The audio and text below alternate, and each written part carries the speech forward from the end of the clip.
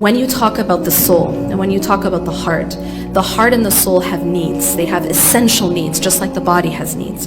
And one of the essential needs of the heart and of the soul is to have oxygen, to have food and water. Just like the body needs food and water, just like the body needs oxygen, the heart and the soul need its oxygen to stay alive.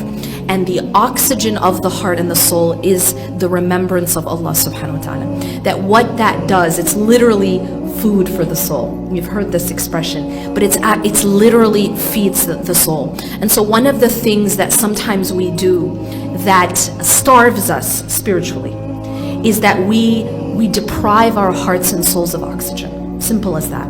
And what are some of the ways we do that? We do that, number one, the most extreme way in which we deprive our hearts and souls of spiritual oxygen is when we're not praying. When we don't pray, or we don't pray as we're told to pray 5 times a day, it's like depriving the heart of its oxygen, of the spiritual oxygen that it needs to just be okay and stay alive. This is just to stay alive. Just as the body, it requires oxygen, right? Just to stay alive. And then beyond that, it has other needs. But the most essential need of the body is oxygen. And it's the same thing with the heart.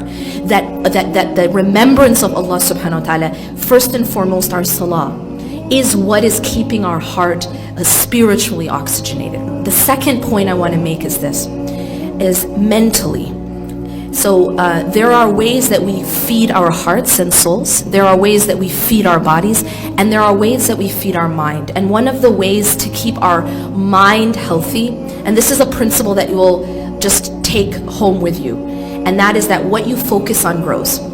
Psychologically, the things that we focus on tend to become bigger and bigger. And so one thing that a person can do is shifting the focus of what it is that you focus on in your life.